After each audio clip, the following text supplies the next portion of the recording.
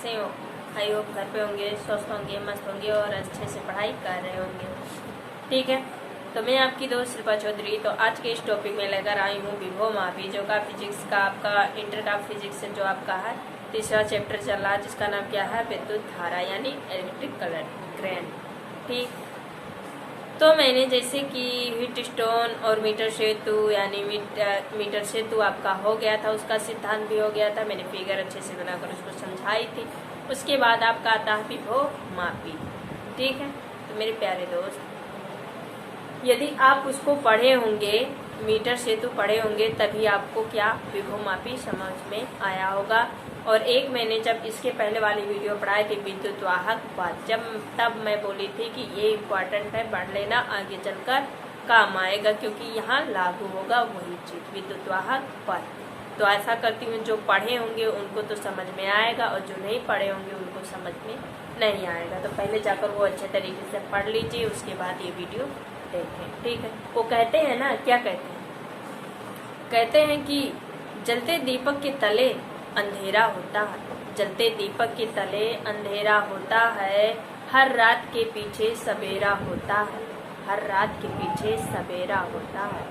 डर जाते हैं लोग मुसीबत देखकर, डर जाते हैं लोग मुसीबत को देखकर, उनको नहीं पता कि हर मुसीबत के पीछे सवेरा होता है, हर मुसीबत के पीछे सवेरा होता है। तो मेरे प्यारे दोस्त, मेहनत ना करो कि कोई रोक ना सके, आप अगर आगे बढ़ते हो तो कोई पीछे खींच ना सके। ठान लिए हो मन में या यूपीएससी नीट क्रैक करना है तो करना है, कोई आए जाए इससे मुझे कोई मतलब नहीं है। दुनिया क्या कहती है? दुनिया का काम क्या? पीछे खींचना। यदि लोग आगे बढ़ते हैं तो उनकी बुराई करना और पीछे उनको खींचना, उनके माइंड पर बोझ डालना, ये दुनिया का दस्तूर है। जब उनकी बातें आप सुनोगे तब तो भैया आगे नहीं बढ़ पाओगे। सुनो अपने मन का, सुनो सबका, लेकिन करो अपने मन का, अपने अंदर की फीलिंग की मैं करना क्या चाहती हूँ, हमारा लक्ष्य क्या, वो आप यदि ठान लिए तो आपको आगे बढ़ने से कोई नहीं। और दुनिया का मत सुनो, दुनिया क्या कह रही है कि नहीं, दुनिया का काम है बुराई करना और पीछे खींचना लोगों को आगे। मुँह पे मीठ मीठ, पीठ पीटे छुरी, तो याद रखना। तो चलिए स्टार्ट करते हैं विभव मापी यानी कोटे से मीटर। ठीक है, तो ये हम पढ़ेंगे विभव मापी। जैसा कि मैंने मीटर सेतु आपको पढ़ाई थी, मीटर सेतु की सहायता से हम क्या ज्ञात करते थे बाबू? मीटर सेतु की सहायता से हम ज्ञात करते थे कि किसी अज्ञात तार का प्रतिरोध ज्ञात कर सकते। लेकिन विभव मापी की सहायता से हम क्या ज्ञात करेंगे? सेलों का विद्युत वाहक बल। आया ये कंडीशन की नहीं आया? अरे विद्युत वाहक बल क्या होती है, मैंने पढ़ाया अच्छे तरीके से, तो वो आया कि नहीं आया? आया। तो यानी जैसे मीटर की सेतु की सहायता से हम किसी अज्ञात तार का प्रतिरोध ज्ञात करते थे, अब विभव मापी की सहायता से हम किसी शैल का विद्युत वाहक बल ज्ञात करेंगे। तो चलिए देखते हैं आगे क्या होगा। सेलों का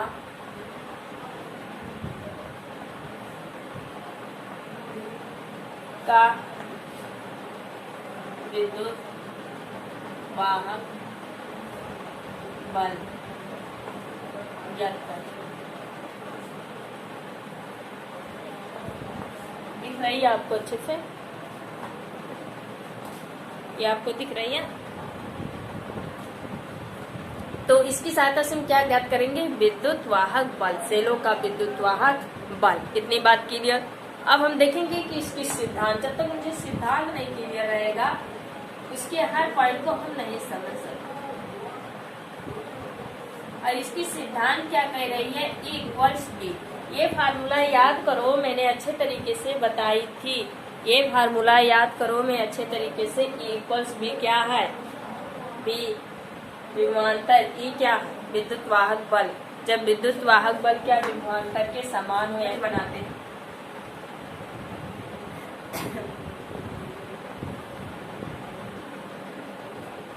इसमें क्या है? साइंटिस्टों ने एक 10 मीटर चालक का तार लिया। 10 मीटर यानी बहुत लंबा हो जा रहा है, तो उसको क्या किए, उतना बड़ा तार तो ले नहीं पाएंगे कि मशीन में फिट करें, मशीन इतनी है। और तो उन्होंने क्या किया, उसको मोड़ मोड़ के एक लकड़ी के पट्टी में जमा कर दिए, बैठा दिए। कैसे करके? मोड़ मोड़ के, उसको तार को मोड़ मोड़ कर एक लकड़ी के पट्टी में बैठा दिए। ठीक है, अब हम देखेंगे सैद्धांतिक रूप से उन्होंने क्या किया। तो सैद्धांतिक रूप से हम वो फिगर बनाएंगे। कितनी बात की है, ये मान लो कि कितने मीटर का, 10 सेंटीमीटर का एक चालक तार ए और बी। इतनी बात क्लियर दिखाई दे रही है। ये आपका क्या है, ए और बी क्या है आपका 10 मीटर का चालक तार। इसके एक पॉइंट से हमने एक तार ऊपर लिया और उसमें क्या लगा दी, हमने प्रतिरोध नियंत्रक लगा दी। क्या लगा दी, प्रतिरोध नियंत्रक लगा दी। और उसको एक बैटरी से हमने क्या कर दिया, कनेक्ट कर दिया। एक बैटरी से मेरे बाबू उसको क्या किए, हमने कनेक्ट कर दी।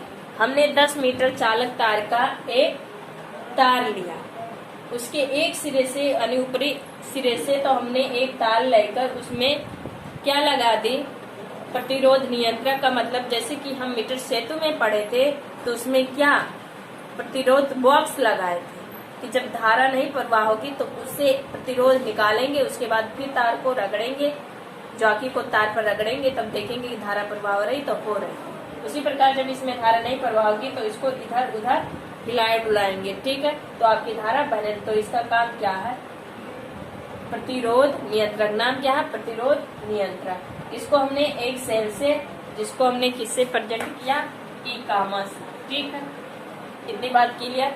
अब उसके निचले सिरे से हमने क्या किया, एक तार और लगाकर उसको बैटरी से कनेक्ट कर दी, बैटरी से कनेक्ट कर दी। और इस बैटरी से एक तार और लेकर उसमें धारा मापी हमने लगा दिया। क्या लगा दिया, धारा मापी लगा दी। उसके बाद एक तार और लेकर उसमें जॉकी फिट कर दी। जॉकी क्या होती है, मैंने मीटर सेतु में अच्छे तरीके से बताई थी। यहाँ से यहाँ तक की मीटर यानी लंबाई L1। ठीक है, ये J1 और इसकी सेल E1। अब इसको पढ़ने के लिए हमें सबसे पहले क्या जरूरी है, इसको मैंने क्या कर दी, E1 यानी जॉकी से कनेक्ट कर दी। इसको अच्छे तरीके से मैंने बताई थी कि नहीं बताई थी, बताई थी ना। उसके बाद इसे पढ़ने के लिए सबसे जरूरी हमें क्या है, विभव परवर्ता। क्या, जो कि हम फर्स्ट ईयर में पढ़ चुके थे, विभव परवर्ता। विभव परवर्ता क्या होती है, इसे के से प्रेजेंट करते हैं। के बराबर होती है बी। ओमसला के ये नियम हम यहाँ ई रखे थे। ओमसला के नियम में फार्मूला आया था, याद करो। ओमसला जब हम पढ़ाए थे तो ये फार्मूला आपका आया था। ये आपका क्या है, विभव परवर्ता। विभव परवर्ता है, इसे के से, के क्या है, एक नियतांक है। ठीक है, तो b बराबर क्या हो जाएगा, क्योंकि हमें b ज्ञात करनी है ना, तो b के एल। और b किसके बराबर है, यानी परिपथ कैसा, बंद परिपथ। तो e बराबर के एल लेंगे कि नहीं लेंगे। और हमेशा याद रखना है, जब समय आए तो t से भाग करेंगे, दर बोलेंगे। लेकिन यदि परवर्ता आए तो किससे भाग देंगे, एल से देंगे। ये हमेशा ये बात याद रखना। ठीक है, तो विभव परवर्ता क्या हुआ, किसी चालक का जो विभवांतर होगा, आपका विभवांतर होगा, उसका दर किसके सापेक्ष, लंबाई के सापेक्ष। लंबाई के सापेक्ष ही आपका विभव क्या कहलाएगा, विभव परवर्ता कहलाएगा। इसे के से प्रेजेंट करते हैं, के बराबर बी अपान एल होता है। और फिर के और एल को इधर लाए, बी बराबर के एल आ गया। परिपथ कैसा है, बंद है आपका।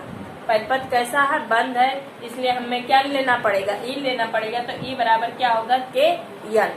ठीक है, हिंदी बात क्लियर। अब दो सेलों का ये विभव परवर्ता बगल में कहीं लिख लेना, इसे हम मिटा दे रहे हैं। ठीक है, हो गई।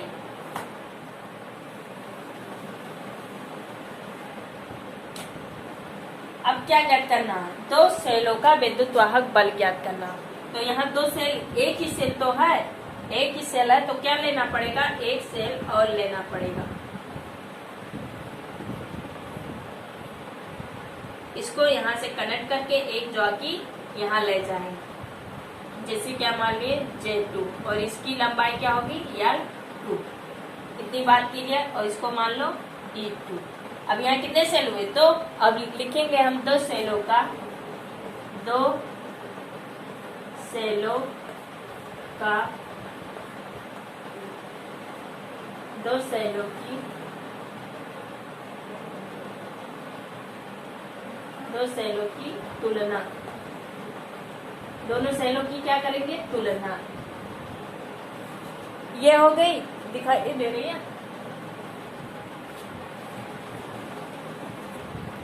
दो सेलों की तुलना। ये क्या लिखा बाबू आपका, दो सेलों की तुलना। पहले सेल के लिए हम लेंगे तो क्या यहाँ लिखेंगे, प्रथम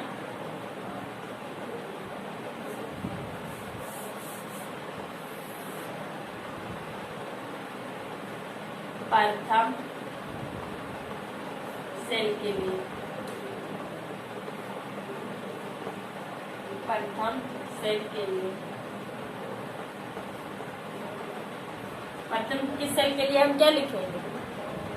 और यहाँ देखना दो सेलों की तुलना हम यानी के बराबर फार्मूला क्या पढ़े, के बराबर क्या पढ़े थे, के बराबर ई बराबर के एल पढ़े थे कि नहीं पढ़े थे, यही फार्मूला तो पढ़े थे। तो यहाँ क्या लिखोगे, दो सेलों की तुलना यानी ई बराबर क्या होगा, के एल, क्या होगा, ई बराबर के एल। तो प्रथम सेल के लिए लेंगे तो यहाँ ई के जगह पर E1 नहीं लिखेंगे मेरे बाबू, ई के जगह पर E1 लिखेंगे और बराबर लगा देंगे कि आपका नियतांक वैसा, और यल के जगह पर पहला सेल लिए तो इसकी लंबाई क्या हुई, L1 हुई। ये समीकरण आपका पहला, प्रथम सेल के लिए फार्मूला ये लिख लिया। अब निकालेंगे द्वितीय सेल के लिए, इसके लिए द्वितीय सेल के लिए, द्वितीय सेल के लिए। अब द्वितीय सेल के लिए लेंगे तो द्वितीय सेल आपका कौन सा है, ये है, तो ई के जगह पर क्या रखेंगे, E2 रखेंगे और के वैसे रहेगा। और यहाँ से देखना दो सेल का यानी इसकी लंबाई क्या है, L2 है, समीकरण 2। इतनी बात आपको क्लियर समझ में आई कि नहीं आई, आशा करती हूँ आई होगी। मैंने कुछ नहीं किया, ये बहुत ही छोटा सा डेरिवेशन है, इसको आसानी से आप कर लोगे। अभी फिर से एक बार मैं समझा दूँ, क्योंकि मैं कोई भी मौका नहीं छोड़ती हूँ समझाने के लिए। एक बार नहीं, दो बार नहीं, 3 बार हमेशा समझाती हूँ, उसको बार बार बोलती हूँ, ठीक है। तो आपका भी काम, आपका फर्ज भी बनता है कि आप अच्छी तरीके से पढ़ाई करो, ठीक। तो चलिए स्टार्ट करते हैं। इतना तो दोनों प्रथम के द्वितीय के लिए सेल निकाल लिए। अब क्या करेंगे, दोनों समीकरण का भाग कर देंगे, समीकरण 1 भागे समीकरण 2। तो समीकरण आपका ये हुआ और समीकरण आपका ये E2, समीकरण ये के और L1 और समीकरण के L2। इतनी बात क्लियर। अब यहाँ देखना ये के और ये के सेम है तो इसको कैंसिल कर देंगे, तो फार्मूला मेरे बाबू निकल कर क्या आएगा, फार्मूला आपका निकल कर यही तो आएगा, E1 E2 L1 L2। यही आपका फार्मूला है किसका, विभव मापी का। सेल हमें पता है और उसकी लंबाई पता हो, हम आसानी से निकाल लेंगे।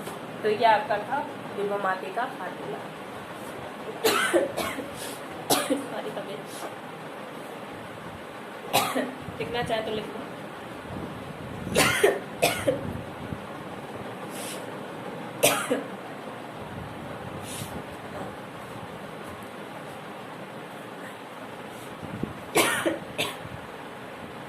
हो गई। तो देखो विभव मापी यानी पोटेंस मीटर क्या होती है, इसकी सहायता से एक बार रिवाइज अच्छे तरीके से कर रही हूँ, थोड़ा ध्यान से सुनिएगा कि ये क्या होती है विभव मापी। विभव मापी की सहायता से हम किसी सेल का, सेल मतलब बैटरी, किसी भी सेल का विद्युत वाहक बल ज्ञात कर सकते हैं, ये याद रखना। फिर उसका सिद्धांत बोल रहा, तो उसका सिद्धांत होगा कि जो आपका विद्युत वाहक बल होगा वह विभवांतर के बराबर होगा, ठीक है। फिर हम परिपथ क्या बोल रहे हैं, यानी E=B, इसका आपका क्या है, सिद्धांत है। फिर परिपथ क्या होगा, यही होगा। मैंने 10 मीटर का एक चालक तार लिया, 10 मीटर का एक चालक तार लिया और उसके एक सिरे से हमने एक प्रतिरोध नियंत्रक लिया और उसको एक सेल से हमने कनेक्ट कर दिया। फिर नीचे एक सेल से यानी एक सेल से हमने और कनेक्ट की तार लेकर, उसमें क्या लगा दी, गैल्वेनोमीटर यानी धारा मापी और उसको एक जॉकी से कनेक्ट कर दी, जिससे ए से उस जॉकी तक की लंबाई L1 हुई। फिर उसके बाद मैंने विभव प्रवणता पढ़ा। विभव प्रवणता हम फर्स्ट ईयर में पढ़ चुके हैं। विभव प्रवणता क्या होती है, किसी भी चालक के विभवांतर का दर किसके सापेक्ष, लंबाई के सापेक्ष होने वाले विभव को ही विभव प्रवणता बोला जाता है। इसे के से प्रेजेंट करते हैं, के बराबर B/L होती है। मुझे P पता करना तो P बराबर KL हो जाएगा। अब ये परिपथ कैसा बंद परिपथ है, उसके बाद बंद परिपथ है तो क्या होगा, E लेंगे तो E बराबर क्या हो जाएगा, KL, जो कि हमने यहाँ फार्मूला लिखा। इतनी बात क्लियर। तो इस घटना में हमें 2 सेल पता करनी है, तो एक सेल हम नीचे और ले लिए, एक जॉकी से कनेक्ट करके और L2 इसकी लंबाई मान ली। ठीक है। यदि जैसे ही इस की को ऑन करेंगे, इस की को एक बार इस की को लेंगे ऑन करके, उसके बाद इसको बंद करेंगे, फिर जब इसको ऑन करेंगे तो इसको बंद करेंगे। यदि धारा बह रही है तो ठीक है, नहीं बह रही है तो इस प्रतिरोध नियंत्रक को इधर उधर खिसकाएंगे। ठीक है। एक बार इसको जब ऑन करोगे तो दोनों को साथ में मत करना, इसको ऑन किए तो ये बंद रहेगा, इसको ऑन किए तो ये, क्योंकि अलग अलग सेल का हमें निकालना। ठीक है, इतनी बात क्लियर। फिर मैंने क्या, 2 सेलों, कितने सेल हैं, 2, तो 2 सेलों की तुलना करना है। E बराबर KL इसकी फार्मूला होगी। पहले निकालेंगे इसको ऑन करके प्रथम सेल के लिए, यानी E1 क्या लिखा आपका, E1 बराबर क्या होगा, KL1। KL1 कहाँ से आया, इस फार्मूले के माध्यम से आया। फिर इसको हाफ किए, इसको ऑन किए, तो E2 बराबर KL2 हमने फार्मूला समीकरण दूसरा माना। फिर दोनों समीकरण को हमने क्या कर दी, भाग कर दी।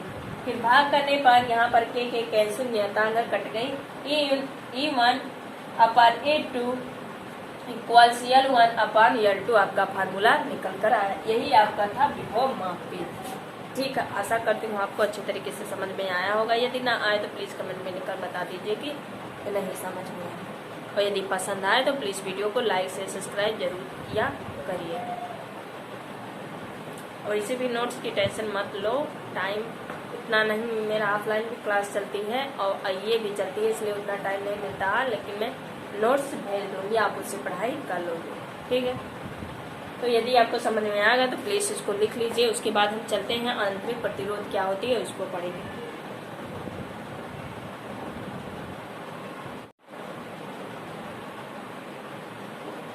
तो हो गई आपका, ये मिटा दें।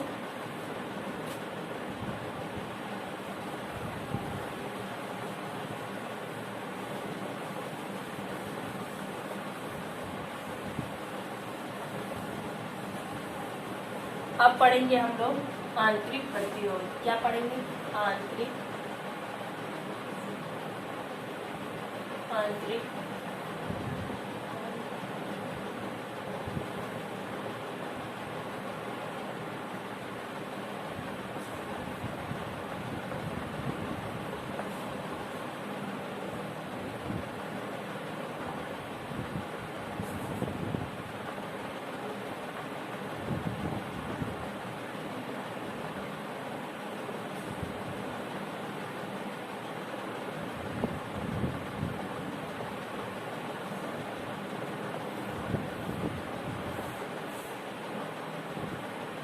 आंतरिक प्रतिरोध आपकी क्या होती है, दिखाई दे रही है।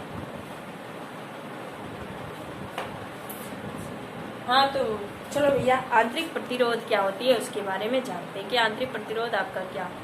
हेडिंग से ही पता चल जा रहा है कि अंदर बहने वाली धारा के मार्ग में अवरोध उत्पन्न करना ही क्या कहलाएगा, आंतरिक प्रतिरोध कहलाएगा। जो आपका सेल है, बैटरी है, बैटरी के बाहर फ्लो हो रही है धारा, नहीं ना, अंदर हो रही है।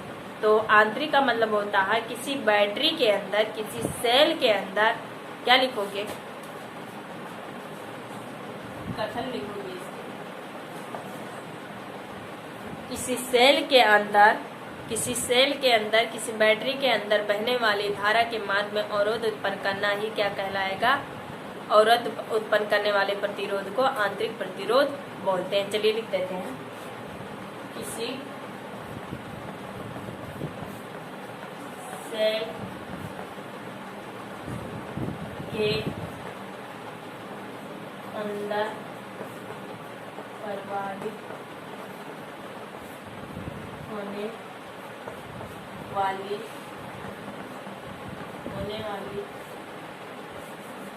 प्रवाहित होने वाली धारा के मार्ग में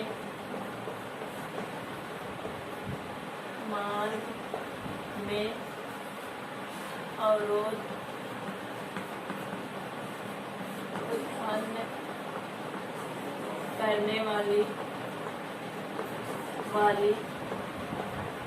करने वाले प्रतिरोध को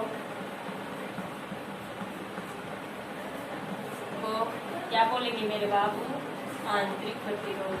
आंतरिक प्रतिरोध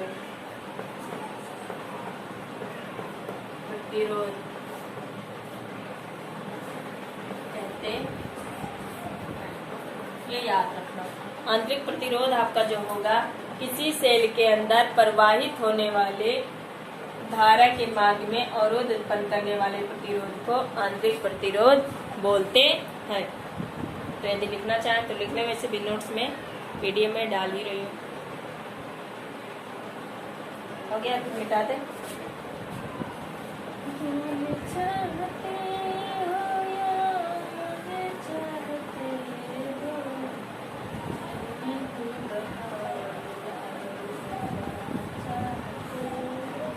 हो गई।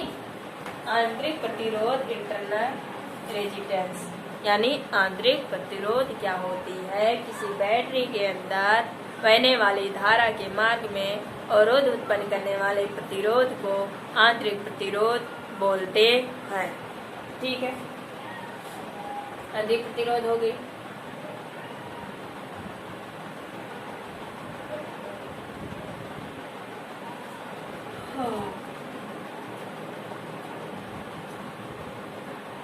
आप देखेंगे परिपथ।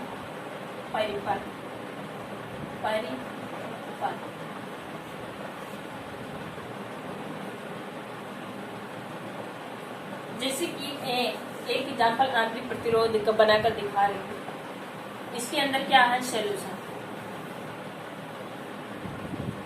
विलयन है कि नहीं? इसमें क्या है? इलेक्ट्रोड। क्या है? इलेक्ट्रोड।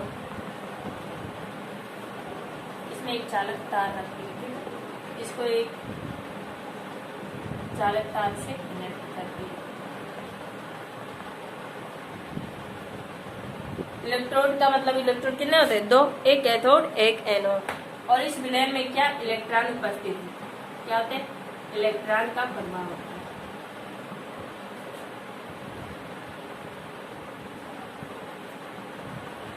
जैसे ही हमने इस की को ऑन किया, इसमें धारा प्रवाहित होना हो गए, और ये इसमें बहने वाले जो इलेक्ट्रॉन हैं उसमें इलेक्ट्रोड उपस्थित होते हैं। इस बेस सॉल्यूशन में क्या उपस्थित है? इलेक्ट्रॉन है जो कि प्रवाहित हो रहे हैं। और इसमें इलेक्ट्रोड होते हैं जो कि हमेशा किसके, जैसे इसको ऑन करते हैं, इलेक्ट्रोड किसके ओर जाते हैं?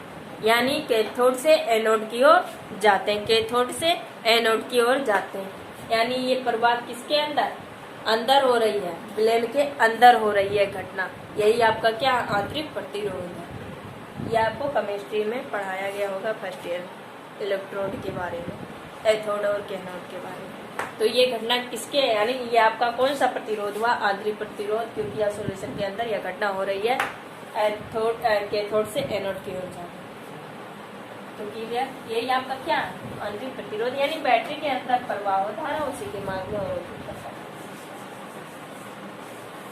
तो एथोड से कैनोड से एथोड की ओर जाएगी, तो उसके मार्ग में जब जो अवरोध उत्पन्न होगा वही आपका क्या कहलाएगा? वही आंतरिक प्रतिरोध कहलाएगा। तो चलिए देखते हैं कि क्या होगा। पहले हम सर्किट, आपका आंतरिक प्रतिरोध वाला हो गया ना, अब सर्किट देखेंगे परिपथ क्या होती है।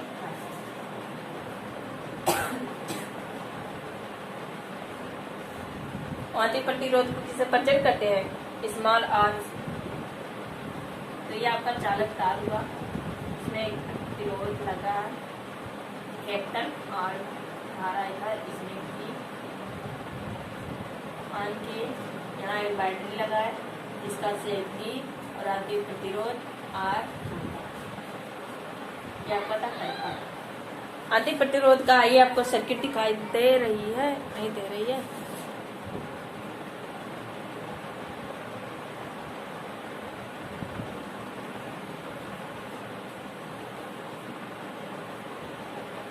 अब कुछ दिखाई दे रहा है। तो ये अपार आर, यह आर क्या है? आंतरिक प्रतिरोध, जो कि इसी का मान हमें याद करनी है। ठीक है, तो ये आपका था परिपथ और आंतरिक प्रतिरोध का डिफिनेशन तो मैंने कि जैसे कि कथन में बता दी। ठीक है, और फिर मैंने वो लेन वाला लेकर इलेक्ट्रोड वाला समझाई।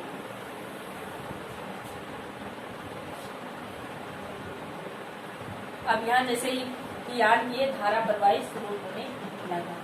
कब? एक बार खुले परिपथ के लिए क्या निकालेंगे? खुले परिपथ,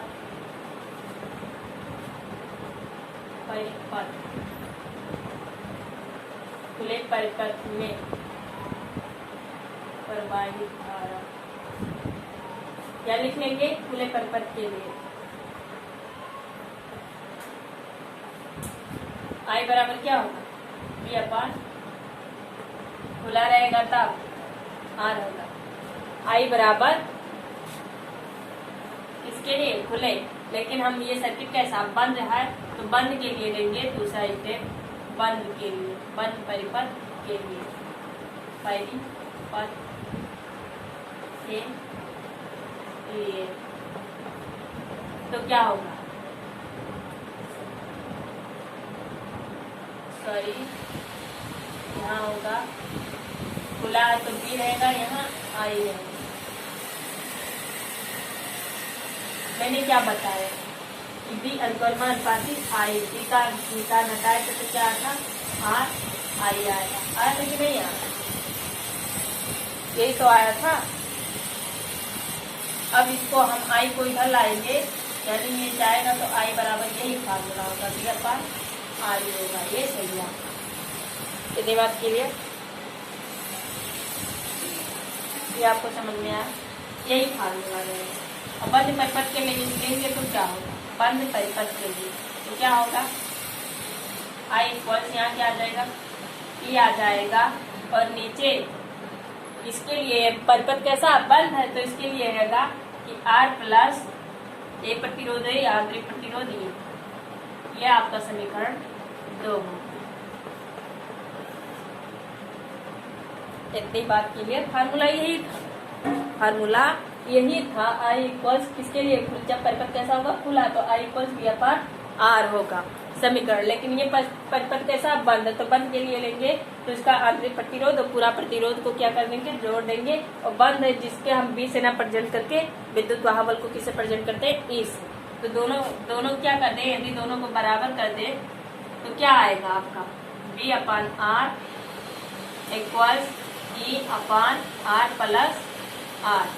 यही आएगा कि नहीं आया? यानी इसको दोनों को बराबर किए तो बी अपान आर आया और बराबर ई ये आया, यानी ये आंतरिक प्रतिरोध पूरे प्रतिरोध को हमने जोड़ दिया। अब इसका गुणा इससे, इसका गुणा इससे करेंगे तो क्या आएगा? देखते हैं। ये परिपथ को आप बना लीजिए, इसको मिटाना पड़ेगा।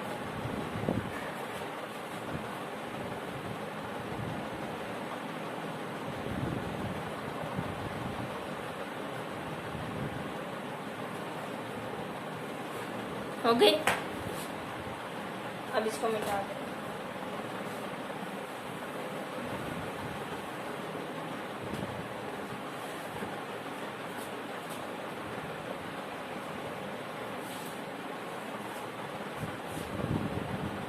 तो देखो ये वाला दिख रहा है, इसका गुणा इससे करेंगे तो क्या है? B upon R plus B upon R. इसका गुणा इससे करेंगे तो क्या आएगा? बराबर आर अपान ई। इसको ये सेम है आर आर तो उसको एक साइड ले जाएंगे, बी आर तो क्या आ जाएगा? R E minus B upon R. ये आएगा कि नहीं आएगा? फिर हम क्या करेंगे? इसको आर आर यहाँ पर क्या दिख रहा है? कॉमन दिख रहा, तो आर को एक साइड कर लेंगे, और बाकी इसको क्या कर लेंगे, एक साइड कर लेंगे। क्या कर लेंगे, एक साइड कर लेंगे। तो क्या आएगा, अब हमें ये आंतरिक प्रतिरोध का मान ज्ञात करना ना, आंतरिक प्रतिरोध को, तो इसको एक साइड और बाकी तरफ को एक साइड कर लेंगे। तो क्या होगा, R इक्वल्स E, इससे आएगा तो B होगा और B कैंसिल हो जाएगा। तो क्या आएगा, 1 आएगा। क्या आएगा, 1 आएगा। यही आपका था किसका फार्मूला, आंतरिक प्रतिरोध का फार्मूला। कैसे क्या आया, आई होप आपको समझ में आ गया होगा कि मैंने बाबू सर्किट बनाई थी, उसमें एक पूरा प्रतिरोध कैपिटल R था। आंतरिक प्रतिरोध सेट के नीचे मैंने क्या लगाई थी, स्मॉल r, वो क्या आपका था, आंतरिक प्रतिरोध था।